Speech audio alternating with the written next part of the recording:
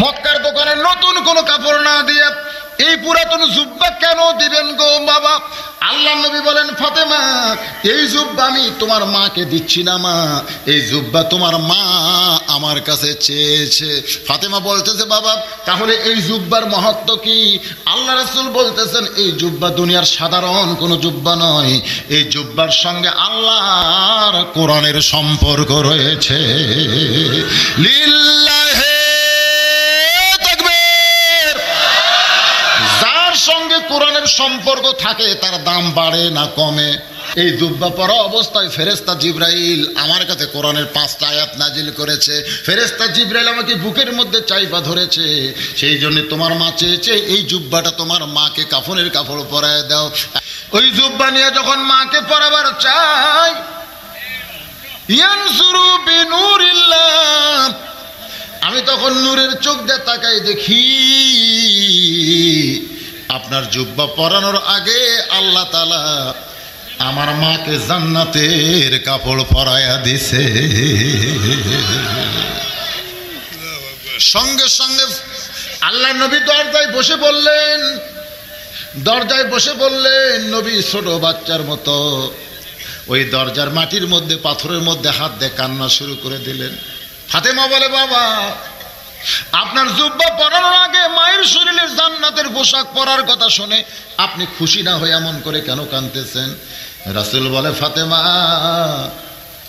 আজকের কান্না আমার জীবনের সবচাইতে আনন্দের কান্না মা, তুই মনে করিস না আমি দুঃখ পেয়ে কাঁদতেছি।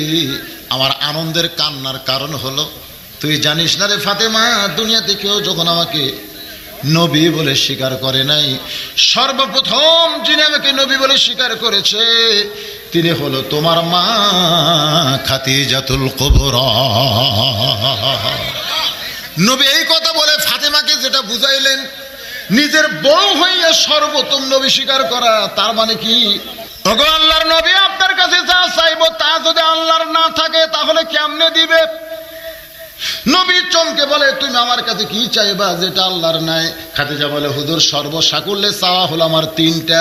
1 নম্বর চাওয়া হলো যে কোরআন শরীফ আল্লাহ আপনার প্রতি নাজিল করেছে, আপনি গারে হীরার মধ্যে দীর্ঘদিন সাধনা করার পরে কোরআনের 5টি আয়াত যখন আল্লাহ আপনার প্রতি নাজিল করলো, আয়াতের প্রথম শব্দ হলো ইকরা। জোরে কোন কি? বুঝেন? ইকরা। ফেরেশতা জিবরাইল কিন্তু নবীকে প্রথম বলেছিল ইকরা, আপনি পড়েন।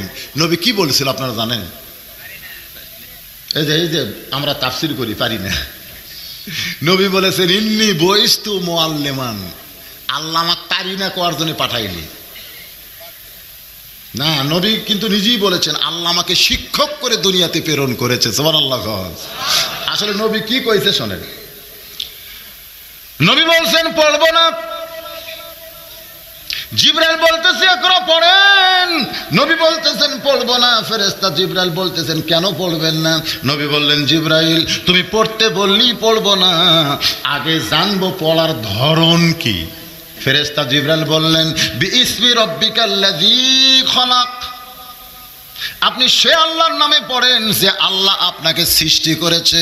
নবী বললেন, জিবরাইল আমার কোনো আপত্তি নাই, আমি আল্লাহর পড়াটাই শুধু পড়তে চাই। আজকে আমাদের বাংলাদেশে প্রত্যেকটা সন্তানকে শিক্ষার শুরুতে আল্লাহর কোরআনের শিক্ষা দেওয়ার দরকার আছে না নাই? প্রাথমিক শিক্ষা হলো আল্লাহর কোরআনের শিক্ষা। হাফিজে মাদ্রাসাকে বর্তমান সরকার সরকারি করা দরকার। জোরে কোন কথা ঠিক কি না? সরকারি করা দরকার, নানা ধরনের সুযোগ দেওয়া দরকার। কিন্তু সুযোগ তো উল্টে। খাদিজা বললেন, রাসূলুল্লাহ ওই যে আপনি গারে হীরা থেকে নেমে আসলেন, আর কোনোদিন গারে হীরায় গেলেন না। আমি দেখেছি আপনি যেই জুব্বা পরে দীর্ঘ 3.5 বছর পর্যন্ত সাধনা করেছেন, ওই জুব্বাটা খুলে আপনি যত্ন করে রাইখা দিয়েছেন। আমি খাদিজা যেদিন মরে যাব, ওই গারে হীরার জুব্বাটা আমার কাফনের কাপড় হিসাবে দিয়ে দিবেন। সুবহানাল্লাহ বলেন না? 2 নম্বর চাওয়া হলো আপনার পবিত্র হাত দিয়ে আপনি খাদিজার দেহ খানা কবরের ঘরে নামায় দেবেন। আমার 3 নম্বর চাও হলো, কবরে মাটি দেওয়ার পরে সবাই যখন চলে যাবে এমন সময় 2টা ফেরেশতা আসবে কবরে। আপনারা বলেন তো সেই 2 ফেরেশতার নাম কি? জানেন না?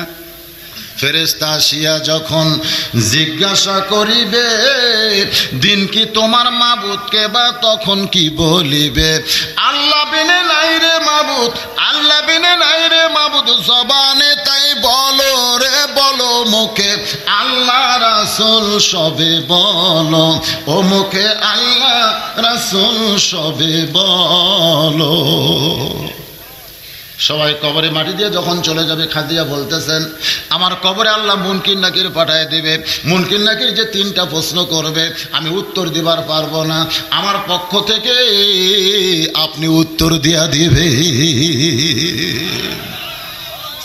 আপনি বলেছেন আমার কবর আল্লাহ জান্নাত বানায় দিবে, তারপরও এই 3টা চাহিদা যদি পুরা করেন আজ থেকে আর কবরের চিন্তা করে আমি কোনোদিন কাঁদবো না।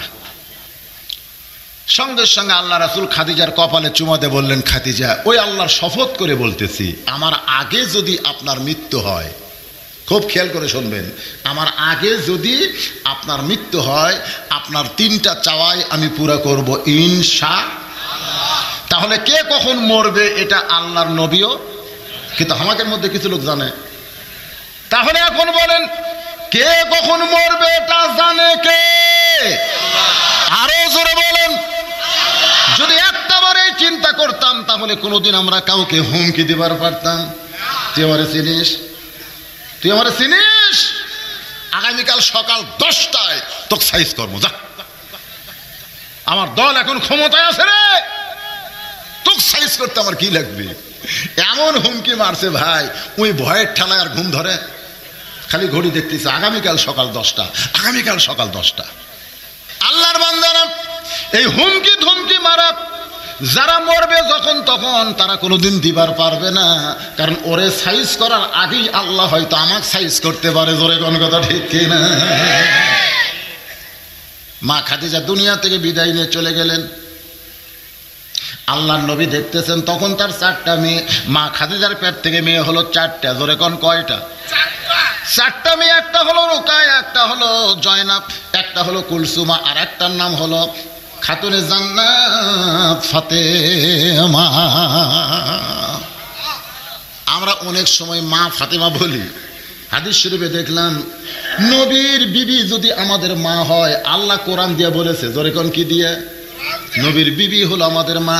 তাহলে খাদিজা আমাদেরকে, আরো জোরে কোন, তাহলে ফাতেমাকে?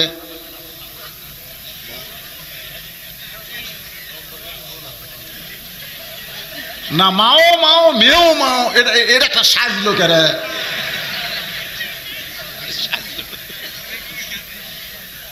না, হাদিস শরীফ থেকে তা বুঝলাম।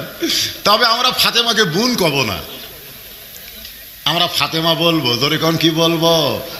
খাতুনে জান্নাত ফাতেমা তো জোহরা। নবী তাকে দেখে 4টি মেয়ের মধ্যে 3টা মেয়ে বিনাই কি করে কাঁদতেছে, আর একটা মেয়ে কান্দে ঠিকই, চোখের পানি বের হয় কিন্তু কান্নার কোনো সাউন্ড নাই। আল্লাহ রাসূল বলেছেন মেয়েরা যদি কোরআন শরীফ পড়ে আর কোরআন পড়া যদি পরপুরুষ শোনে তাহলে সওয়াবের বদলে পাপ হবে, কারণ মেয়েদের জোরে কোরআন পড়াও জায়েজ নাই। সে মেয়েরা এখন ভাষণ দিচ্ছে। জোরে কোন কি দিচ্ছে? আচ্ছা, মনে করেন আমার বউয়ের দিকে তাকা থাকলে আপনাকে গুনাহ হবে, কিন্তু প্রধানমন্ত্রীর দিকে তাকা থাকলে সওয়াব হবে নাকি?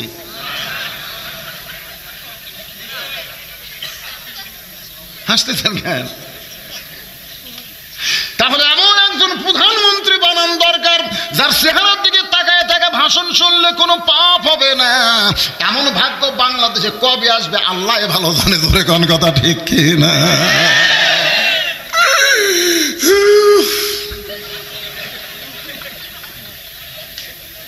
কিরে ভাই, দুঃখ না? আমাকে দুঃখ না? কঠিন দুঃখের মধ্যে আমরা পড়ে আছি। একটু এক মেয়ে কাঁদতেছে, বাপ মরছে, আমার বাবা মইরা গেছে রে, মরার আগে খাট দিবার চাইছিল, সে খাট আমায় দিবি কে, হে আমার বাবা মইরা গেছে রে। বড় ভাই যায় হাত ধরে বলতেছে কান্দিস না, বাপ মরে কাছে খাট আমি দেবো, অসুবিধা কি? ও তখন সাইডে যা বলতেছে মানুষ বুড়া হলে মরবি। দেখছেন? আমি মেয়েদের জন্য বলবো মা, যাদের জন্য কোরআন শরীফ জোরে তেলাওয়াত করা জায়েজ নাই তারা জোরে কান্দা চলবে না। নবী 4টি মেয়ের মধ্যে একটা মেয়েকে ডাক দিল, ফাতেমা। সঙ্গে সঙ্গে ফাতেমা নবীর কাছে চলে আসে। নবী বলতেছেন, ফাতেমা তোমার মা দুনিয়া থেকে চলে যাওয়ার আগে আমারে ওসিয়ত করেছে। ওসিয়ত খুব খেয়াল করবেন, মৃত্যু ব্যক্তি ওসিয়ত করতে পারে। ফাতেমা বললেন, বাবা কি ওসিয়ত করছে? বলে 1 নম্বর ওসিয়ত হলো তোমার মাকে গোসল করান লাগবে। 2 নম্বর ওসিয়ত হলো তোমার মাকে কাফনের কাপড় পরান লাগবে। ফাতেমা বলতেছে, বাবা আমার আরো 3টা বোন আছে, ওই 3টা বোনকে সঙ্গে নিয়ে আমার মাকে গোসল করান যাবে না। রাসূল বললেন, তোমার মা শুধু তোমার কথা বলেছে, অন্য কাউকে সঙ্গে নেওয়া যাবে না। তোমার মাকে কাফনের কাপড় তোমাকেই পরাতে হবে, অন্য বোনকে সঙ্গে নেওয়া যাবে না। ফাতেমা বলতেছে, বাবা আমার আরো 3টা বোন থাকতে মা শুধু আমাকে কেন ওসিয়ত করলো? রাসূল বলতেছেন, এর ভিতরে মহান একটা শিক্ষা আছে। সুবহানাল্লাহ কোন। এখান থেকে আপনারাও শিক্ষা নেবেন যে আপনি মরে যাওয়ার আগে কিছু ওসিয়ত করবেন। কি ওসিয়ত? আপনি দুনিয়াতে একটা বাড়ি বানাচ্ছেন, যে বাড়িতে আপনি থাকার গ্যারান্টি নাই, 5 তলা একটা বিল্ডিং করতেছেন। আপনি বলেন তো যেমন তেমন মিস্ত্রি দিয়ে ওই বিল্ডিং করবেন? যেমন তেমন না, কারণ আপনি জানেন যে 5 তলা বিল্ডিং করতেছি, কমপক্ষে 50 লাখ টাকা খরচ হবে। এটা তুইয়া মুইয়া মিস্ত্রি দেখাওয়া নাই। একটা ভালো মিস্ত্রি কোথায় পাওয়া যায় খোঁজ করেন। তো দুনিয়ার যে বাড়িতে আপনি থাকতে পারবেন না, সেই বাড়ি বানাতে যদি ভালো মিস্ত্রি দরকার হয়, যেই কবরে 40,000 বছর আপনার থাকা লাগবে, সেই কবর বানানোর জন্য ভালো মিস্ত্রির দরকার আছে না নাই? কথা কান আছে না নাই? যাই মরুক ওরাই 5 জন, গোটা গ্রাম মিলে, গোটা এলাকা মিলে ওরা 5 জন চুক্তি লিছে। কেউ মরলি ওরাই যায়, মরার পরে যাই মরছে তার বেটাকে যায় না, কাকু যা বলে, ভাই আমরা তো কবর খুঁড়বার যাচ্ছি, আমরা কিন্তু 5 প্যাকেট সিগারেট চাই। তখন কি করবে? বুদ্ধি নাই তো, 5 প্যাকেট সিগারেট দিয়েছে। ওরা বাড়ির থেকে সিগারেট ধরে গোরস্থানে যাচ্ছে, বাড়ির থেকেই সিগারেট টানতেছে, কান্দত কোদাল আছে, যে কবর খোলার সময় যাই কবরে দাগ দিয়ে দিচ্ছে, ওর মুখতে একটা সিগারেট টানতেছে আর দাগ দিয়ে দিচ্ছে। যাই কোদাল মারতেছে, ওর মুখতে একটা, যাই মাটি তুলতেছে, ওর মুখতে একটা সিগারেট। একটা ফেরেশতা গোরস্থান নাই, সব সাইডে যা খাড়া হয়ে আছে। আল্লাহ খবর কি? মনে হয় ভাটা জ্বলতেছে। আল্লাহ যে হারে সিগারেট খায়, আমরা তো ধার দিয়ে যাবার পারতেছি না। অধিকাংশ কবর খন্ডওয়ালারা বেনামাজি। জোরে কোন কথা ঠিক কিনা? কথা কন না কেন? যেমন তেমন মানুষ যদি কবর খোঁড়ে, হয়তো বলবেন হুজুর কি হবে, তেমন কি হবে, মরে গেলেই তো শেষ। মরে গেলে শেষ না, মরে গেলে অন্য ধর্মের মানুষ শেষ বলতে পারে, কিন্তু মুসলমান বিশ্বাস করে মিনহা খালাকনাকুম। পড়েন, মিনহা খালাকনাকুম অফিহা নুয়ুদিকুম অমিনহা নুখরিজুকুম তারাতান উখরা। রাসূল বললেন, ফাতেমা তোমার মাকে তুমি গোসল করাতে হবে, তোমার মাকে তুমি কাফনের কাপড় পরাতে হবে। এই 2টা মা তোমার ওসিয়ত করেছে। ফাতেমা বলতেছে, বাবা আমার মধ্যে মা কি দেখছে? এ কথা তো বলতে পারে যে আরো 3টা বোন একই মায়ের পেট থেকে হয়েছি, একই মায়ের পেট থেকে আমরা 4টা মেয়ে হয়েছি, কিন্তু মা 3 জনকে বাদ দিয়ে শুধু আমার কথা কেন বলতেছে? রাসূল বলতেছেন, ফাতেমা যেদিন তোমার ব্যাপারে তোমার মাকে আমি বলেছি, আল্লাহ তোমাকে খাতুনে জান্নাত ডিগ্রি দিয়েছে। কি ডিগ্রি রে? একদিন নবী ফাতেমার কাছে এসে দেখে ফাতেমা খুব কাঁদতেছে। কান্দার পরে নবীর কাছে এসে দাঁড়ায় বলতেছে, বাবা এত কষ্ট সহ্য করা যাবে না, বাবা এত গরিব লোকের সাথে আমাকে বিয়ে দিয়েছেন, আমার সংসার তো সেই রকম। সঙ্গে সঙ্গে রাসূল আসমানের দিকে তাকাই বললেন, ফাতেমা তুমি জানো আল্লাহর পরে কাউকে যদি সেজদা দেওয়ার হুকুম থাকতো, তাহলে এই মুহূর্তে তোমাকে বলা হতো আলীর পাঁও সেজদা করো। সুবহানাল্লাহ কর না কেন? নবী তার মেয়ে বলতেছে। ফাতেমা চমকে গিয়ে বললেন, বাবা আল্লাহর পরে যদি কাউকে সেজদা দেওয়ার দেওয়ার হুকুম থাকতো তাহলে স্বামীর পায়ে সেজদা করা লাগতো। নবী বললেন এইটা আল্লাহ বাতিল করেছে। তবে শুনে নাও ফাতেমা, আল্লাহর পরেই মেয়েদের কাছে সবচাইতে দামি সেই ব্যক্তি হলেন তার স্বামী। 3-4 বছর পরে হযরত আলী নবীর কাছে এসে বলতেছি, ইয়া রাসূলুল্লাহ, আপনি যে বাড়িতে যে কি মন্ত্র পড়ে দিচ্ছেন, আপনার মেয়ে এমন হয়েছে যে শত কষ্ট দিলেও আমার দিকে আর ভার করে তাকায় না, সবসময় হাসি মুখে তাকায় থাকে। জোরে করেন সুবহানাল্লাহ। শোনেন, পেটে ভাত নাই, মুচকি মুচকি হেসে হয়তো আলীর কাছে ফাতেমা এরকম একটা ওড়না দিচ্ছে, ওগো স্বামী এই ওড়নাটা বিক্রি করে যা খাবার হয় একটু নিয়ে আসেন।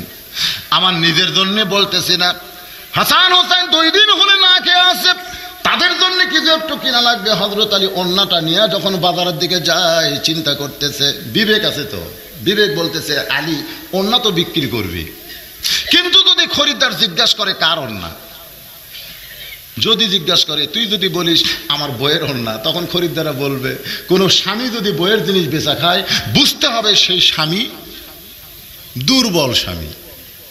আপনারা মনে হয় বইয়ের জিনিস বেচা খান, তাই না? কথা কন না কেন? একজন কাছে দুর্বল, মানে ওই বেচে না।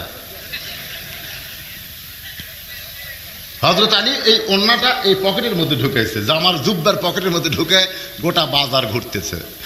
এমন সময় খরিদ্দার হযরত আলীকে সালাম দিয়ে বলতেছে, আলী ভাই আপনি মনে হয় কিছু বিক্রি করবেন।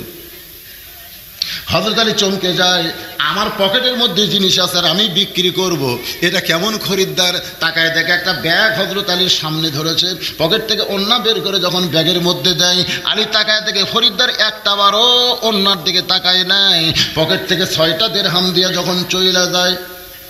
হযরত আলী চিন্তায় পড়ে গেলেন, জীবনে এমন খরিদ্দার কোনোদিন দেখলাম না। ওড়না হাত দিয়ে স্পর্শও করলো না, ওড়নার দিকেও তাকালো না, আবার ওড়নাটা ব্যাগের মাথা ধরে চলে যায় 6টা দিরহাম দিয়া। এক দৌড়ে চলে গেছে খাদ্যের দোকানে, দোকানদারকে ডাক দেয়া বলে, দোকানদার ভাই আমার হাসান হোসেন 2 দিন হলে না খেয়ে আছে, এই 6টা দিরহামের যা খাবার হয় তাড়াতাড়ি প্যাকেট করে দাও।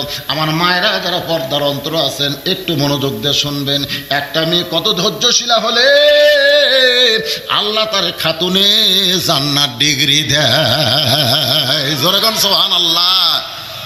এমনি এমনি দিছে। আল্লাহ নবী বললেন, ফাতেমা সেদিন থেকে তোমার মায়ের বড় লোভ হয়েছে, তোমার মা মরে গেলে তুমি যদি নিজের হাতে গোসল করায় দাও, ওই হাতের পরশে হয়তো আল্লাহ তাআলা তাকে একটা রহম করবে। এবার ফাতেমা নিজে একা একা, একটু মনোযোগ দিয়ে শুনবেন, মা খাদিজাকে গোসল করানোর পরে বাবার কাছে এসে বলতেছে, বাবা মাকে গোসল করানো হয়েছে, এখন কাফনের কাপড় কিনে দেন। সঙ্গে সঙ্গে নবী আমার ওই জুব্বাখানা বের করে ফাতেমার হাতে দিয়া বলে, মা কোনো নতুন কাপড় কেনার দরকার নাই, এই জুব্বাটাই তোমার মাকে কাফনের কাপড় পরায় দাও। ফাতেমা কান্দার বলে, বাবা মক্কার দোকানে কি নতুন কোনো কাপড় নাই? নতুন কাপড় না দিয়ে এই পুরাতন জুব্বা কেন দিচ্ছেন বাবা? ও বাবা আমি সব সময় মায়ের কাছে থাকতাম, মায়ের কাছে থাকতে গিয়ে মায়ের জীবনের অনেক গল্প আমি জানি। সুবহানাল্লাহ। কোন যে মেয়েটা সব সময় মায়ের কাছে থাকে মায়ের জীবনের গল্প জানে না? একদিন খাদিজা গল্পে গল্পে বলতেছে, ফাতেমা আমার যখন বিয়ে হয়েছিল তুমি সেই খবর জানো? তো ফাতেমা চমকে বলতেছে, মা আপনার যখন বিয়ে হয়েছিল তখন আমি কোথায় ছিলাম? তো খাদিজা চমকে বলতেছে, আরে তুই তো তখন জন্মই হসনি। জন্ম যদি না হয় তার জানবো কেমনে? মানে এমন একটা মহব্বত মার মেয়ের ভিতরে গল্পে গল্পে বলেই ফেলেছে। এবার ফাতেমার আগ্রহ বাইরে গিয়ে বলতেছে, মা তাহলে গল্পের মধ্যে অবশ্যই গুরুত্ব আছে। খাদিজা বলে, ফাতেমা তোমার বাবার সঙ্গে যখন আমার বিয়ে হয়েছিল তখন তোমার বাবা আমার বাড়িতে রাখালি করত। যেই বলছে রাখালি করত, সঙ্গে সঙ্গে ফাতেমা চিৎকার করে বলতেছে, মা বিয়ার গল্প শুনবো না, বিয়ার গল্প শুনবো না। খাদিজা বলতেছে, মা রাগ করছিস কেন? বলে, আমার বাবাকে আপনি রাখাল কেন বলতেছেন? আল্লাহ রাসূল বলেছেন, ছেলের চাইতে মেয়েরা বাবাকে বেশি দয়া করে, ছেলের চাইতে মেয়েরা বাবাকে বেশি দয়া করে। আবার সেই বাবা সম্পদ দেওয়ার সময় মেয়েরে ফাঁকি দেয়। ঠিক 20 বিঘা 22 বিঘা সম্পত্তির মধ্যে 20 বিঘা ছেলে দিয়েছে আমার এলাকার এক হাজি সাহেব। 1 বিঘা মেয়ের দিয়ে বাকি 1 বিঘা বোক দিয়ে ওই সাদা কাপড়ের এহরামের কাপড় নিয়ে যাচ্ছে আর বলতেছে ভাই কাকু ঠকায়নি, কাকু ঠকায়নি।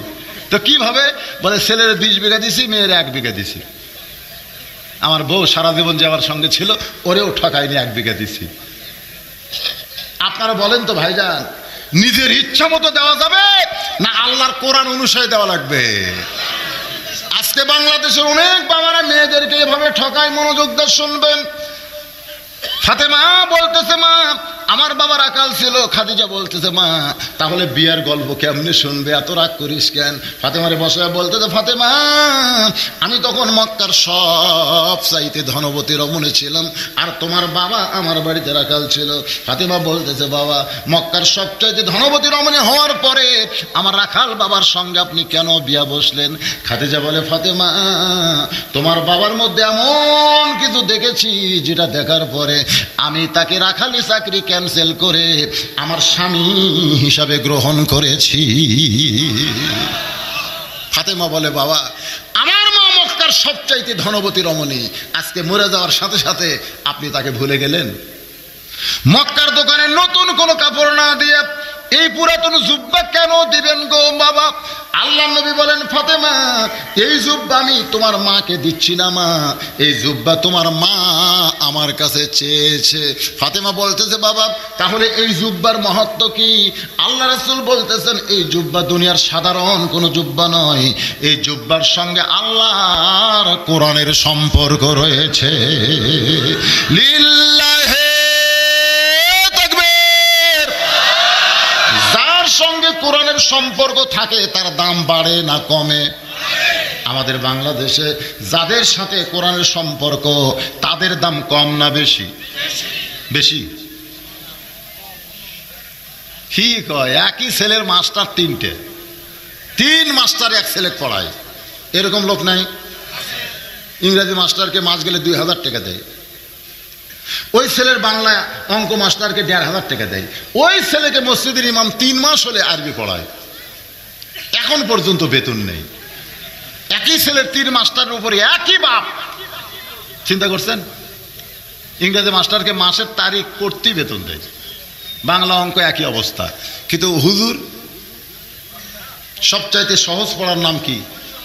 আল্লাহর কোরআন। খালি ছেলের ভর্তি করে দেন, আপনি টেনশন করা লাগবে না, 1 মাস পরে এসে শুনবেন ওই কায়দা গোটাল পড়তে পারে। সুবহানাল্লাহ কর না কেন? 3 মাস পরে এখন ছেলে যখন বাপকে বলে বাবা আমি নিজেই কোরআন পড়তে পারি, বাপ বলতেছে আমার হুজুরের কথা মনেই নাই। 3 মাস পরে হুজুরের কাছে গিয়ে এখন বলতেছে হুজুর এত কষ্ট করে আমার ছেলেকে কোরআন শিক্ষা দিলেন, আমি শুনেছি আল্লাহর কোরআন শিক্ষা দিয়ে হাদিয়া নেওয়া জায়েজ নাই।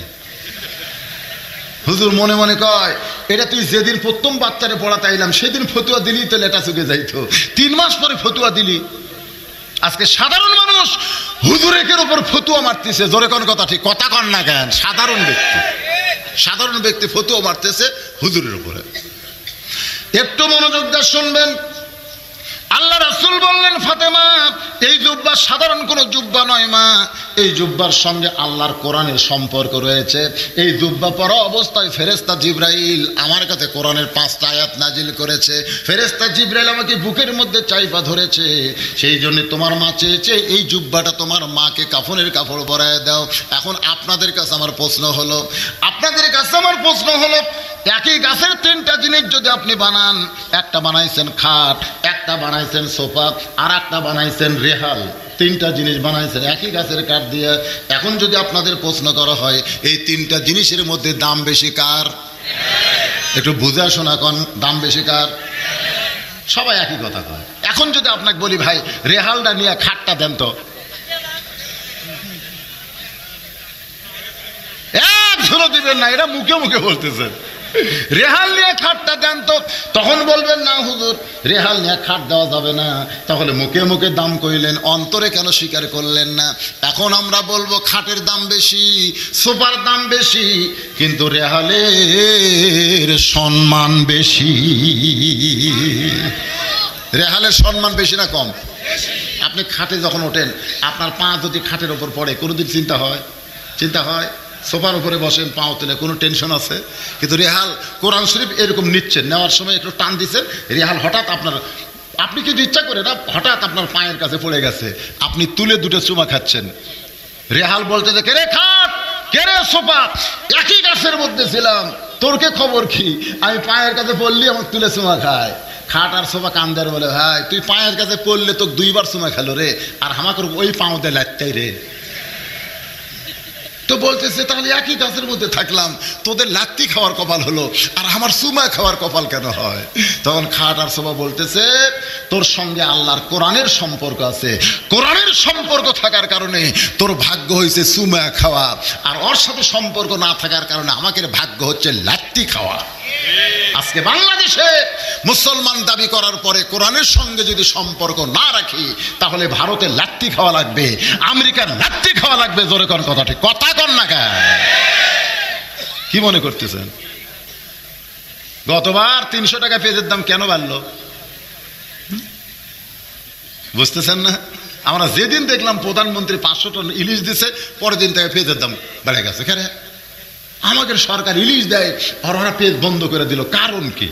অনেকে বলল ইলিশ পাক করবার গেলে যে পেঁয়াজ লাগবে, এই জন্য ভারত বন্ধ করছে।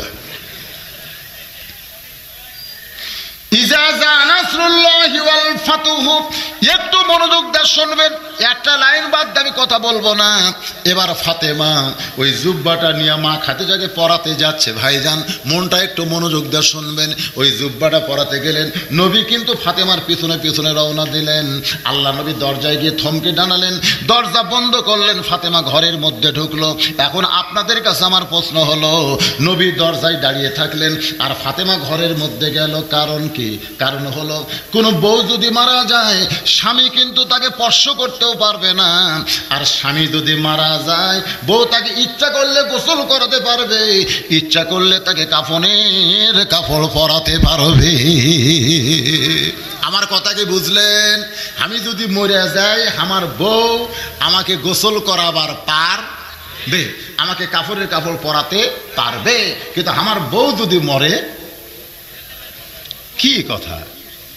এ মায়েরা যারা আছেন শোনেন, সকালবেলা যদি আমার বউ মরে, বিকেল বেলা যদি আমি বিয়ে করবার যাই, শরীয়ত আটকাবে? আটকার পারবে? আটকার পারবে না। আর যদি সকালবেলা আমি মরি, বিকেল বেলা আমার বউ বিয়ে বসতে পারবে? পারবে না। এই জায়গায় আল্লাহ বলেছে, আর রিজালু কাওয়ামুনা আলা নিসা, পুরুষরা একটু নারীদের উপরে থাকবে। তাহলে একটা জায়গায় বলছে ভাই, যেখানে মা আছে, মায়ের পায়ের তলে সন্তানের জান্নাত। সুবহানাল্লাহ কর না কেন? যেখানে মেয়ে আছে সেখানে রাসূল বলেছে, বাজার থেকে মিষ্টি যদি কিনো, মিষ্টির প্যাকেট খবরদার তোমার ছেলেকে না দিয়ে মেয়েকে দিও। বাজার থেকে মিষ্টি আনতেছেন, আসার পরে ছেলে মেয়ে দুটোই দৌড়াচ্ছে, মেয়ে কিন্তু মিষ্টির প্যাকেট লিবার দৌড়ে আসবি না, কিন্তু তারপরে যদি আসে আপনি প্যাকেটটা মেয়ের হাতে দিবেন। রাসূল বলেছেন খবরদার ওই ছেলের হাতে দান দিও না। মেয়ের হাতে মিষ্টি দিলেন, মিষ্টি প্যাকেট খুলে দেখে 6টা মিষ্টি। জোরে কোন কয়টা? 2টা বাপরে দিছে, 2টা ভাইরে দিছে, 2টার মারে দিছে। বাবা বলতেছে, তুই যে ভাগ ভালোই করলি, 2টা তোর মারে দিলি, 2টা আমারে দিলি, 2টা তোর ভাইরে দিলি, তোর খবর কি? মেয়ে বলতেছে, তোমরা খালি আমার খাওয়া বাবা, তোমরা খালি আমার খাওয়া। আর যদি ভুল করে ছেলের হাতে দেন, ছেলে কিন্তু 2 গোল্লা একবার মুখত দিবে, আর 2টা হাত দিয়ে ধরে থাকতে। বাপ বলবে, কে রে তুই একলাই খাচ্ছিস, আমাদের খবর কি? কে বাজারও তার মিষ্টি নেই, এত কম কেনেন কে?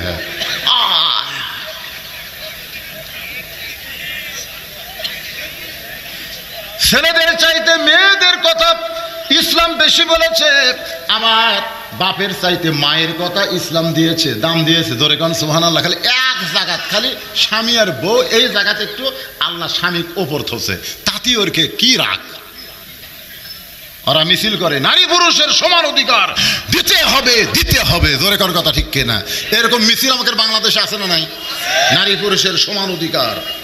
তার মধ্যে শাহরিয়ার কবির টবির যে নাস্তিক, এরা আবার এটা মিছিল বেশি করে। কি মনে করতেছে? নবী দরজার দাঁড়িয়ে গেছে আর ফাতেমা ঘরের ভিতরে। আল্লাহর বান্দার একটু মনোযোগ দিয়ে শুনবেন, রাসূল দাঁড়িয়ে আছে দরজায় আর ফাতেমা ঘরের মধ্যে ঢুকলো, নবী দরজা বন্ধ করে দিলেন। কিছুক্ষণ পরে মা ফাতেমা ঘরের দরজা খুলতেছে, নবী তাকায় দেখে ফাতেমা মুস্কি মুস্কি হাসতেছে। চমকে গেলেন। যে মেয়েটা কাঁদতে কাঁদতে কাফনের কাপড় নিয়ে ঢুকলো, জুব্বা নিয়ে ঢুকলো, আর সেই মেয়েটা হাসতে হাসতে দরজা খুললো। নবী চমকে গিয়ে বললেন, ফাতেমা কাঁদতে কাঁদতে ঢুকলি মা, কিন্তু হাসতে হাসতে দরজা কেন খুললি? ফাতেমা বলতেছে, বাবা কাঁদতে কাঁদতে কেন ঢুকলাম আপনি জানেন, হাসতে হাসতে কেন দরজা খুললাম আপনি জানেন? রাসূল বলতেছে, আল্লাহর শপথ করে বলতেছি, তুই কাঁদতে কাঁদতে ঢুকলি এটা আমি জানি, কারণ মেয়ে তার মাকে কাফনের কাপড় পরাবে, অবশ্যই কাঁদবে, কিন্তু হাসতে হাসতে দরজা খুললে আমি নবী জানি না। এখান থেকে প্রমাণ হলো আমাদের নবী গায়েব জানে। জোরে কোন গায়েব জানে? হ্যাঁ, নবী বললেন যে কাঁদতে কাঁদতে তুমি ঢুকছো এটা আমি জানি, কারণ মেয়ে তার মাকে কাফনের কাপড় পরাবে, অবশ্যই কাঁদবে, কিন্তু হাসতে হাসতে দরজা খুললা এটা আমি নবী জানি না। ফাতেমা বলতেছে, বাবা এতদিন মনে করতাম আপনি বাহিরেও জানেন ভিতরেও জানেন, কিন্তু আজকে দেখতেছি না। তাহলে নবী যদি গায়েব না জানে, আমাকে খাজা বাবা মনে হয় জানে নাকি? দয়াল বাবা, পীর বাবা, হায় হায়। আল্লাহ নবী বললেন, ফাতেমা কি কারণে হাসতে হাসতে দরজা খুললি? ও মা, তোর কাছ থেকে আমি নবী শুনতে চাই। মা ফাতেমা হাসতে হাসতে দরজা কেন খুললো? কে শুনবে? আরো জোরে বলেন, কে শুনবে? আল্লাহর নবী শুনবে। নবী যদি শোনার আগ্রহ প্রকাশ করে, তাহলে আমরা নবীর উম্মত, আমরা কি শুনবো না? কি কারণে ফাতেমা হাসতে হাসতে দরজা খুললো? কাঁদতে কাঁদতে ঢুকলো আর হাসতে হাসতে দরজা কু কারণে খুললো? কারা কারা শুনবেন আল্লাহকে একটু হাত দেখান। লিল্লাহে তাকবীর, হাত নামান। যেই জুব্বার সঙ্গে আল্লাহর কোরআনের সম্পর্ক আছে, এই জুব্বাটা যখন আমার মাকে পরানোর জন্য ঘরের মধ্যে ঢুকি, একটু শোনেন শোনেন। ফাতেমা বয়ান করতেছে নবীর কাছে, জোরে কান কার কাছে? আল্লাহ নবীর কাছে বয়ান করতেছে, বাবা ওই জুব্বা নিয়ে যখন মাকে পরাবার চাই, ইয়ানজুরু বিনুরিল্লাহ, আমি তখন নূরের চোখ দিয়ে তাকাই, দেখি আপনার জুব্বা পরানোর আগে আল্লাহ তাআলা আমার মাকে জান্নাতের কাপড় পরায়া দিছে। সঙ্গে সঙ্গে আল্লাহ নবী দরজায় বসে বললেন, দরজায় বসে বললেন, নবী ছোট বাচ্চার মতো ওই দরজার মাটির মধ্যে পাথরের মধ্যে হাত দিয়ে কান্না শুরু করে দিলেন। ফাতেমা বলে, বাবা আপনার জুব্বা পরানোর আগে মায়ের শরীরে জান্নাতের পোশাক পরার কথা শুনে আপনি খুশি না হয়ে এমন করে কেন কাঁদতেছেন? রাসূল বলে, ফাতেমা আজকের কান্না আমার জীবনের সবচাইতে আনন্দের কান্না মা, তুই মনে করিস না আমি দুঃখ পেয়ে কাঁদতেছি। আমার আনন্দের কান্নার কারণ হলো, তুই জানিস না রে ফাতেমা, দুনিয়াতে কেউ যখন আমাকে নবী বলে স্বীকার করে নাই, সর্বপ্রথম যিনি আমাকে নবী বলে স্বীকার করেছে তিনি হলো তোমার মা খাদিজাতুল কুবরা।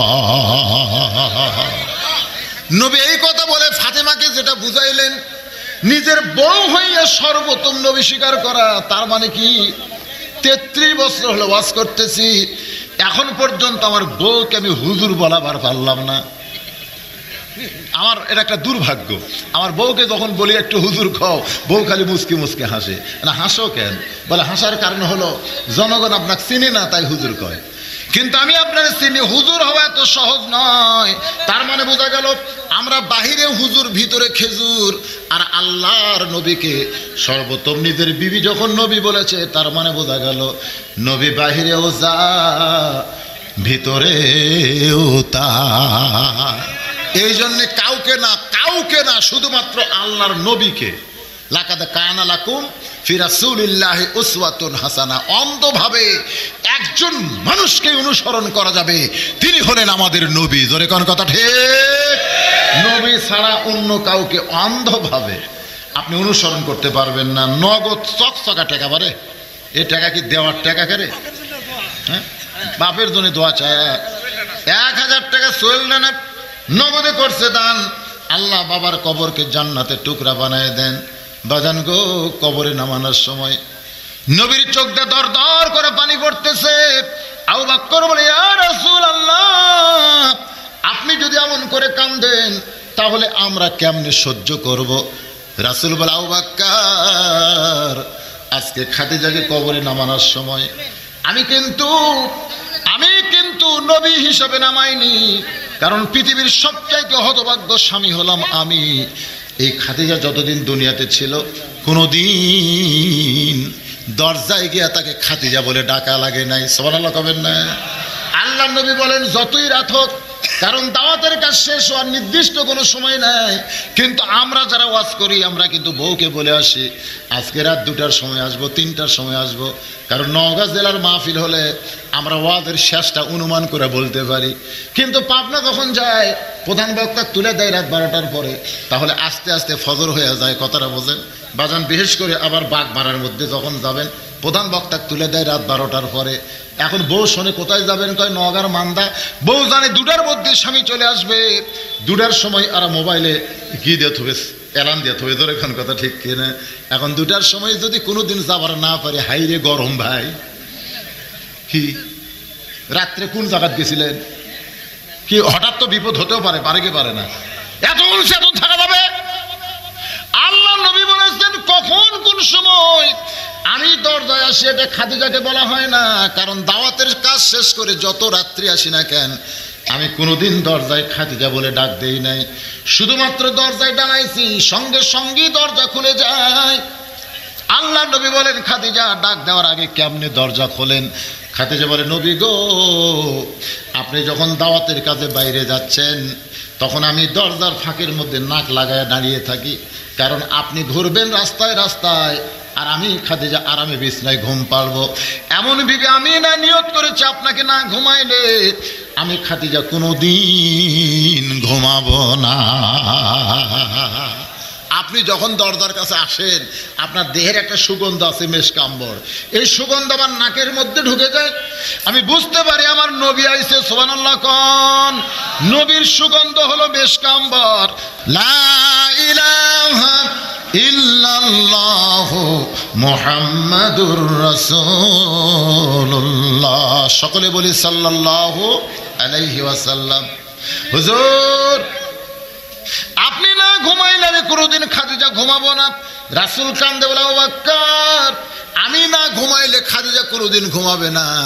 আজকে সেই খাদিজা ঘুমায় গেছে, আমার মন চাইলেও আমি খাদিজার সঙ্গে ঘুমাতে পারবো। আল্লাহর বান্দার একটু শোনেন, যতদিন মা খাদিজা দুনিয়াতে জীবিত ছিলেন ততদিন রাসূল দ্বিতীয় কোনো বিয়ে করেন নাই।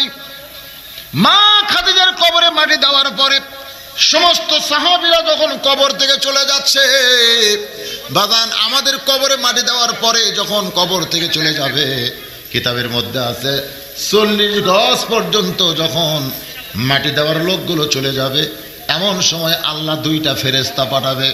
আর একবার বলেন, 2 ফেরেশতার নাম কি? নামগুলো খেয়াল করুন। জান কবজ করবে তার নাম কি? আরো জোরে কোন? আজরাইল। 2 কাঁধে 2টা ফেরেশতা আছে, তার নাম কি? কিরামান কাতিবিন। আর কবরের মধ্যে যে 2টা সওয়াল জবাব করবে তাদের নাম কি? মুনকার নাকির। এগুলা খেয়াল রাখলে কি অসুবিধা আছে? তো এখন অনেকে মনে করতে যে হুজুর আপনারা সারা জীবন ওয়াজ করলেন, কবরে 3টা প্রশ্ন করবে, মান রব্বুকা, রব হচ্ছে আল্লাহ, অমা দিনুকা দিন ইসলাম, অমার নাবিকা হল মুহাম্মদ সাল্লাল্লাহু আলাইহি ওয়াসাল্লাম। এটা আমরা কেন হুজুর, হিন্দুরাও কবর পারবে? এই 3টা প্রশ্ন, আগেই প্রশ্ন আউট, উত্তর আউট, এইগুলো আবার কবরত করবি মুনকির নাকির, তার আবার উত্তর দিলি জান্নাত। উত্তর তো সবার জানাই আছে হুজুর, কি মনে করতেছেন? শোনেন, কি পারবেন? খুব সহজ নাকি? পাল্টা পাল্টা প্রশ্ন আছে, সেটা জানেন? একটু মনোযোগ দিয়ে শুনবেন। কবরের মধ্যে যখন কোন নামাজি, কোন পরেজগার ব্যক্তি যাবে, মুনকির নাকির আশা মাত্রই কিন্তু যখন আপনাকে জিজ্ঞাসা করবে, রে মাইয়া, তখন আল্লাহ তাআলা মুনকির নাকিরের উত্তর দেওয়া পর্যন্ত তার দেহের মধ্যে আবার রুহু ঢুকায়া দিবে। কে আসবে? রুহু। ওদের একটা কথা নাই, পঞ্চ আত্মা পঞ্চ রুহু, হিসাবেতে দেখা যায় একেতে 2-এরই জনম, পরমাত্মার মরণ নাই। কে বলে মানুষ মরে, মানুষ মরিলে তবে বিচার হবে কার। কথাটা বুঝলেন না? মরেই গেছি, তোর প্রশ্ন কাক করবে? একটু মনোযোগ দিয়ে শুনবেন, দেহের মধ্যে আবার রুহু চলে আসবে। এবার মুনকির নাকির বলবে বসো। এক নম্বর প্রশ্ন হলো মান রব্বুকা। যখনই প্রশ্ন করবে সঙ্গে সঙ্গে নামাজ খাড়া হয়ে যাবে। আপনি সারা জীবন যে 5 ওয়াক্ত নামাজ পড়েছেন, আজান দেওয়ার পরে আপনি ফজর আজান শুনতে ল্যাপক রাখতে পারছেন, এরকম লোক নাই। আর সালাতু খায়রুম মিনান নাম শোনার পরে শীতের রাত্রে ল্যাপ কিন্তু কয় এই দেরি আছে রে, ফজর আজান দিলি নামাজ হবি তাই 8 ঘন্টা পর। এই 8 ঘন্টা তার বুঝাইছে, ওরা কিন্তু এমন এক ঘুম দিছে। কিন্তু যে আজান শুনেছে, শোনার পরে ল্যাপক মারছে লাগতি, বাম পাওতে ল্যাপ লাগতে পারে, ঠান্ডা পানিতে রুজু করতেছে। ফেরেশতাকে আল্লাহ এটা কি? আল্লাহ বলতেছে ঠান্ডা শীতের মধ্যে ল্যাপক লাগতে পারে যারা মসজিদে আসলো, মনে হয় এরা একটা নতুন করে বদর যুদ্ধ করলো। জোরে কন্যা সুবহানাল্লাহ। কি মনে করছেন? হায় রে, জাতা কথা ফজরের নামাজ। তো এখন চিন্তা করেন ওই নামাজ খাড়া হবে, নামাজ খাড়া হয়ে মুনকির নাকিরকে বলবে কে রে মুনকির নাকির, কাকে রব সম্পর্কে প্রশ্ন করতেছিস? কাকে রব সম্পর্কে প্রশ্ন করতেছিস? যে মসজিদের মধ্যে গিয়া বলে আলহামদুলিল্লাহি রাব্বিল, রুকুতে গিয়া বলে সুবহান রাব্বিয়াল আযীম, সিজদায় গিয়া বলে সুবহান রাব্বিয়াল আলা। রে মুনকির নাকির বলতো একদিনে কত রাকাত নামাজ পড়েছে আর কতবার রব রব কইছে, হিসাব দে দে। মুনকির নাকির চিন্তাত পড়ে যাবে। তাহলে 5 ওয়াক্ত নামাজ ফরজ কয় রাকাত? তাহলে 17 রাকাত ফরজত কয়বার সূরা ফাতিহা কসে? তাহলে রুকুত কয়বার করে কসে? সিজদাত কতবার করে কসে? তারপর সুন্নত আছে নফল। না ভাই আমরা পারতেছি না। তো নামাজ বলবে তোরাই পারিস না, তো প্রশ্ন করিস কেন? মুনকির নাকির বলবে আল্লাহ মান রব্বুকা প্রশ্ন করার সাথে নামাজ খাড়া হয়ে যেরকম হামা করক ধরছে, এখন আমরা করি কি? আল্লাহ কয় রব বাদ দে, রব বাদ দে। কারণ যে ব্যক্তি নামাজ পড়েছে বারবার রব্বিয়াল আলা, রব্বিয়াল আযীম, আলহামদুলিল্লাহ রব্বিল আলামিন বারবার বলার কারণে আর রব সম্পর্কে প্রশ্ন করার দরকার কি? ওই রবকে সঙ্গে নিয়েই কবরে শোতে। যখন সুবহানাল্লাহ। এবার প্রশ্ন, এই শোনেন, যারা বেনামাজি ওরা কিন্তু আটকে যাবেন ভাই। এশার মাগরিব নামাজ কারা পড়েননি সেটা আমার জানার প্রশ্ন না। প্রশ্ন হলো ফজরের নামাজ কারা কারা পড়বেন না। আপনি বলতেছে তাই? এটা আমার সামনে যে যুবকেরা বসে আছে, এরা কেন নামাজের কথা শুনলেই চিন্তা করে কি এক ওয়াজ রে। সামনে রমজান মাস আসতেছে না? কোন আসতেছে না?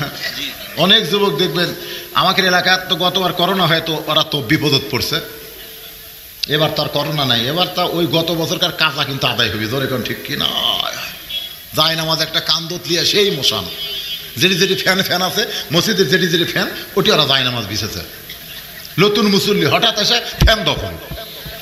আর যারা সারা বছর নামাজ পড়তেছে ওর কাছে চান্স নেই, মানে সব ফ্যান এই এরা দখল করছে। কি বিপদ!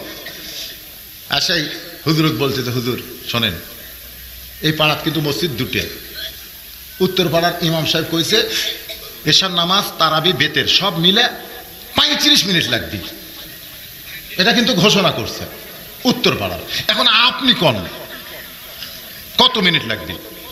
তো বলতেছে ভাই কি করা যায়, কারণ তারাবি ধরেন 20 টাকা, তারপরে এশা আছে, বেতের আছে, সব মিলে 1-1 ঘন্টা। তাহলে আমরা আপাতত উত্তর পাড়ায় যাই। আমাকে এলাকার মসজিদের ইমাম চিন্তা করে মুসল্লি যত বেশি হবে তারাবির হাদিয়া তত বেশি। জোরে কর কথা ঠিক কিনা? এরা যদি সব চলে যায় তখন বলতেছে ঠিক আছে, আপনারা যদি চান ওখানকার থেকেও 5 মিনিট কমে আমি আদায় করতে পারি, 8 ঘন্টা। খালি প্রথম দিনে 8 ঘন্টায় নামাজ পড়াছে, পরের দিন উত্তর পাড়ার অর্ধেক মুসল্লি এটি আছে। কেরে খবর কি? সেই ধরে হয়, বাতাস ফ্যান করা লাগে না, নিজের শরীরেরই বাতাস শুরু হয়ে যায়। আপনারা বলেন তো ইমাম সাহেব যে সূরা ফাতিহা পড়াচ্ছে আর সূরা তারাবি পড়াচ্ছে, যেটাই পড়া করতেছে তো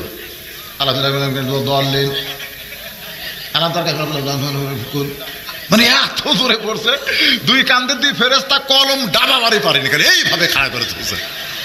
আল্লাহ কয় কে রে ফেরেশতা, যে হারে পড়তেছে তোরকে কলম ডাবে না কেন? ফেরেশতা কয় আল্লাহ বুঝবারই পারতেছি না, লেখমো কি?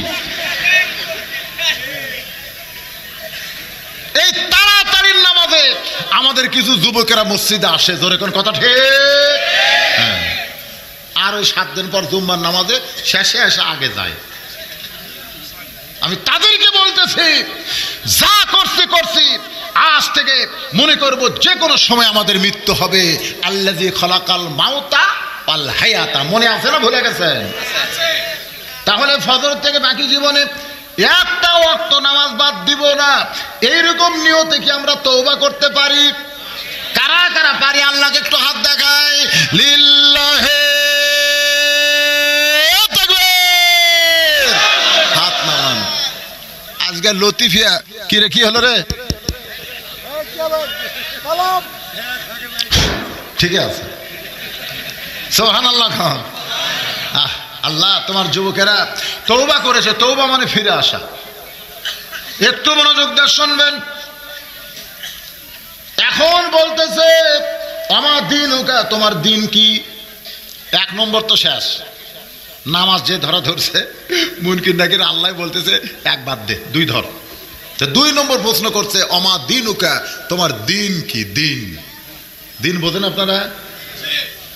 অমাইয়াবতাগি গায়রাল ইসলাম দীনান ফালাই ইউকবালা মিনহু ইন্নাদ দীনা ইনদাল্লাহিল ইসলাম। এই দিন সম্পর্কে প্রশ্ন করবে অমা দিনুকা, তোমার দিন কি? সঙ্গে সঙ্গে শোনেন, ওই যাই শুয়ে আছে কবরত, এই তো মশান দিয়ে আছে। ইসলামী আন্দোলন বোঝেন? ইসলামী আন্দোলন খাড়া হয়ে গেছে, খাড়া হয়ে বলতে চাই মুনকির নাকির কাকে দিন সম্পর্কে প্রশ্ন করলে? আল্লাহর দিন দুনিয়াতে গালেব করার জন্য 11 বার জেল খাটছে। কয়বার? কথা কন, কয়বার? চোর না, ডাকাত না, বাটপার না, পুলিশে কি খুঁজিছে? বাপ পর্যন্ত ডাক দেখা, এই এই এই আমার গ্রামিকার ছেলে নাই, আমার গ্রামিকার ছেলে নাই।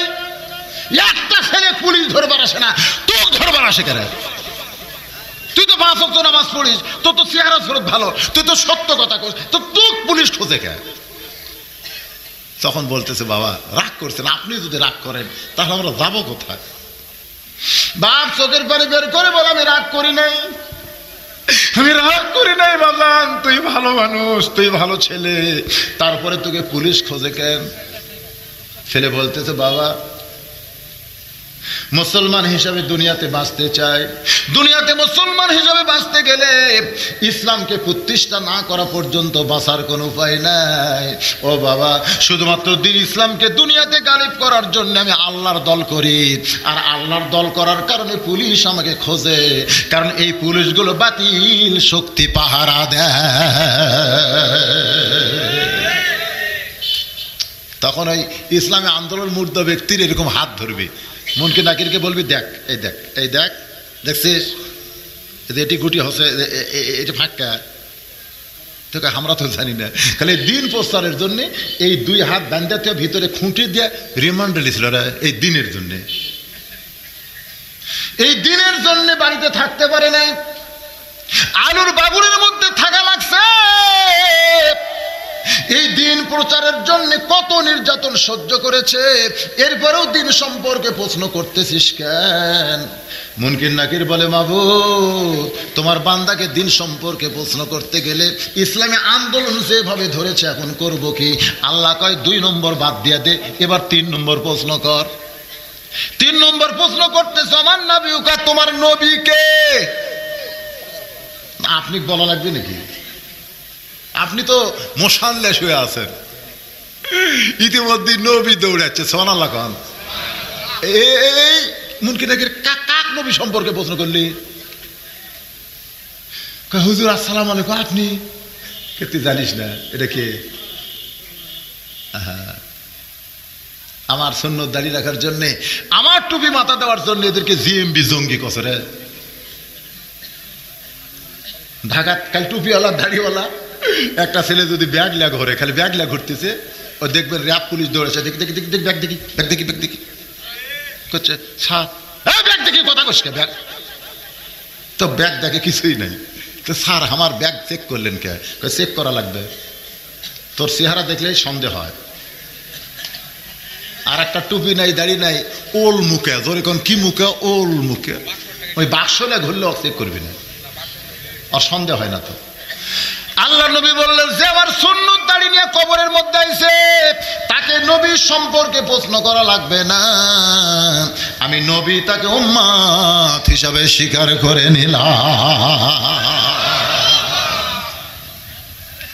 নবী আমার খাদিজার কবরের চারধার ঘুরতেছে, আল্লাহ ডাকতে বলে হাবিব, খাদিজার কবরে মাটিতে সবাই চলে গেল, কিন্তু আপনি কেন কবর ছাড়েন না? নবী বলে আল্লাহ আমার খাদিজাকে মুনকির নাকির 3টা প্রশ্ন করবে, সেই প্রশ্নের উত্তর খাদিজার পক্ষ থেকে আমাকে দেওয়া লাগবে। আল্লাহ বলে হাবিব আপনি শুধু খাদিজাকে ভালোবাসেন এটা মনে করেন না, আপনি যেমন খাদিজাকে ভালোবাসেন আমি আল্লাহ তেমন ভালোবাসি। আপনি খাদিজার প্রশ্নের উত্তর দেওয়ার জন্য কবরের কাছে খাড়ায় আছেন, আর আমি আল্লাহ কুটি আছি সেটা জানেন না। নবী বলে আল্লাহ আপনি কি করবেন? আল্লাহ বলতেছে নবী গো, দুনিয়ার জীবনে কবরকে স্মরণ করে অন্ধকার কবরের চিন্তায় যাদের চোখের পানি বের করে বালিশ ভিজায় দেয়, আমি আল্লাহ এত নিষ্ঠুর না গো নবী, এত নিষ্ঠুর না। দুনিয়াতে যারা থাকতে গিয়ে কবরের চিন্তা করে কান্দে, আমি আল্লাহ মুনকির নাকির তাদের কবরে পাঠাবো না, ওই চোখের পানির কারণেই মুনকির নাকির উত্তর আমি আল্লাহ স্বয়ং দিয়া দিব। কিন্তু যেদিন ডাক পড়িবে কবর মাঝে যাইতে, জোগাড় কিছু করছো বন্ধু তার মাঝে বিছাইতে। সবাই বলেন ডানে কবর বামে কবর নিচে কবর আছে যে, উপর দিকে চাইয়া দেখো বাঁশের ছাউনি দিছে কে। এবার একটু আফসোস করে আমার সঙ্গে বলেন, এমন আযাব দিবে রে ভাই কবরের ওই মাটিতে, গলা ফেটে রক্ত ঝরবে চিৎকারের ওই চোটেতে। আমাদের সকলের সামনে কবর আছে না নাই? আমি সেই কবরকে বর্তমান বাংলাদেশের পরিবেশকে নিয়ে মরা লাগবে। এখন যে দলই করি মরা লাগবে না? এখন আপনি দুনিয়াতে যদি শয়তানের দল করেন, কবরে যখন প্রশ্ন করা হবে মান রব্বুকা, তোমার রবকে, তখন আপনি হয়তো ঠেলাত করে বলতে পারেন আমার রব হচ্ছে আল্লাহ। তখন মুনকির নাকির বলবে আল্লাহ 1 নম্বর তো হলো, রব আল্লাহ কছে। আল্লাহ বলতেছে হয়নি তো, ঠেলাত করলে হিন্দুরাও আল্লাহ কয়, কয় না? কথা কয় কি? আমার ওয়াজ আপনার শোনেন নাই? কাজীপুর পৌরসভার মধ্যে আমার গাড়ি রেখে যমুনার ওই পার মাজনা বাড়ি আমার মাহফিল, আমাকে বলে হুজুর নৌকা চড়ে যাওয়া লাগবে, 2.5-3 ঘন্টা লাগবে। আমি বললাম ভাইরে বড় নৌকা ছাড়া হবে না, লঞ্চের মতো নৌকা নিয়ে আসলো, মাঝখানে আমাকে বিছনা করে দিচ্ছে, আমি বিছনাত বসলাম। নৌকা যখন যমুনার মাঝখানে হঠাৎ আসমানে কালো মেঘ করে বাতাস শুরু হলো। ওই নৌকার মধ্যে 2টা হিন্দু ছিল, ওরা আবার বিপদে বলে ঠাকুর খোঁজে। হিন্দুরা বিপদে বললে কি খোঁজে? ঠাকুর খোঁজে। ওরা আমার ঠাকুরের মতো মনে করে আমার কাছে এসে বলতে যে হুজুর আসমানে মেঘ বাতাস শুরু হলো, কিছু একটা করেন। আমি বললাম কি করবো ভাই? আপনি জানেন না এরকম বিপদে পড়লে আজান দেওয়া লাগে। আমি বললাম তোমরা হিন্দু হয়ে আজানের কি বোঝো? আমাদের বাড়ি হলো মুসলমান এলাকা হুজুর, এরকম বিপদে মুসলমান আজান দেয়, 1 বার দিলে কমে, 2 বার দিলে ভালো হয়। আমি বললাম তোমাকে ভগবানের খবর কি? 2 হিন্দু নিচের দিকে তাকা বলে হুজুর খবরদার এই সময় তার ভগবানের কথা কন না, ভগবান জায়গা মতো থাকে, সব জায়গায় থাকে না, আর মুসলমানের আল্লাহ হলো সব জায়গায়। আমি কইলাম আল্লাহ রে, ঠেলা তোলে এরা আল্লাহ কয়, জোরে কর কথা ঠিক করে। তা আল্লাহ বলবে মুনকির নাকি আল্লাহ তো ঠেলাত করে সবাই কবে। মুনকির নাকির বলে আল্লাহ তাহলে কি প্রশ্ন? এবার আল্লাহ বলবে রে মুনকির নাকির তাকে প্রশ্ন কর, রব যদি তোর আল্লাহ হয় তাহলে বাংলাদেশে আইন মানছিস কার? না প্রশ্ন করবে তাহলে রব যদি আল্লাহ হয় তো রাস্তার কোন সাইড দিয়ে হাঁটছিস? তো হচ্ছে বাম সাইড দিয়ে। তো আল্লাহ রবের হুকুম কি? ডান সাইড। তো তুই বাম সাইড হাঁটলি কেন? রব যদি তোর আল্লাহ হয় আইন মানছিস কার? আল্লাহর মানছেন? মানছেন? তখন বোবা হয়ে থাকা লাগবে, কি ও কি। এই শোন, তুই আল্লাহর আইন হয়তো মানবার পারিস নি, কিন্তু আল্লাহর আইন মানার জন্য যে চেষ্টা করা লাগবে সেই দল করছো। কয়ে না, ওরকম আমরা গাইলেছি রাজাকার কয়ে, জঙ্গি কয়ে, বলবো দিকে। ও তুই আল্লাহর দলও করিস নি, দলগুলা গাইলেছু, আর এখন ঠেলাত পরে আল্লাহ করছো লাগাবাড়ি। লাগাবাড়ি আপনার কোন ওটি লাগানোর মতো দুটো ফেরেস্তা থাকবি না? একটার চোখ নাই, একটার কান নাই, খালি সমানে বসাবি ভাই। যদি ফুলগুলো হয় অভিমানে ঝরে যায়, আমি মালা গেথে বলো কারে পরাবো। একটা গান আছে না? সে যে যখন তখন মোরে করে জ্বালাতন, এবার আসুক।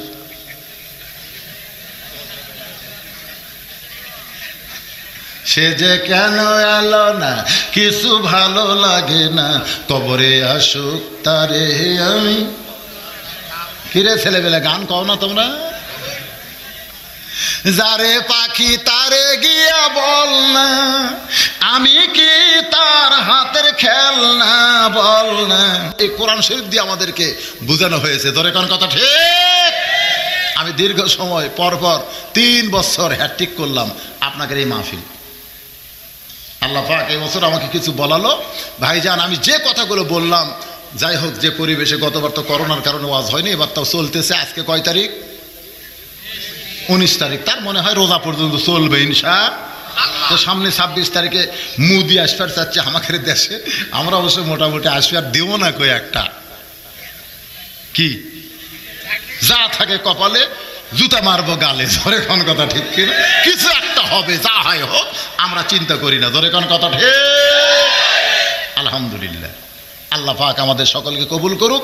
ইস্তেগফার পড়েন। যারা দাঁড়ায় আছেন একটু বসেন, আমরা সকলে বসে একটু মোনাজাত করব। আস্তাগফিরুল্লাহ রাব্বি মিন কুল্লি যামবি ওয়া তুবু ইলাইহি, লা হাওলা ওয়ালা কুওয়াতা ইল্লা বিল্লাহিল আলিয়্যিল আযীম। আল্লাহুম্মা আমিন। আল্লাহুম্মা আনতাস সালাম ওয়া মিনকাস সালাম, তাবারাকতা ইয়া যাল জালালি ওয়াল ইকরাম। আয় আল্লাহ তাআলা, সেই মাগরিবের নামাজের পর থেকে রাত 12:30 পার হয়ে গেল। এই দীর্ঘ সময় পর্যন্ত তোমার পাগল বান্দারা, পাগল বান্দিরা আরামের বাড়ি, আরামের ঘুমকে বাদ দিয়া, কোরআন হাদিসের মহাব্বত কলিজার মধ্যে নিয়া, এই জান্নাতের বাগানে বসে বসে কোরআন হাদিসের আলোচনা শোনার শেষে আমি গুনাহগারের সঙ্গে রহমতের দরজায় ফকির হয়ে দোকানা হাত তুলেছে। মেহেরবানি করে আজকের মাহফিল আমাদের সকলের হিদায়াতের জন্যে, নাজাতের জন্যে, জান্নাতের জন্যে কবুল করো। এই মাহফিলের শুরু থেকে শেষ পর্যন্ত যত আলোচনা হয়েছে, এর মধ্যে যদি ত্রুটি হয়, ভুল হয়, মাফ করে দিও। এর যা হাদিয়া মঞ্জুর করো। সোনার মদিনায় নবী পাকের রওজা মুবারকে আল্লাহ কবুল করে নিও।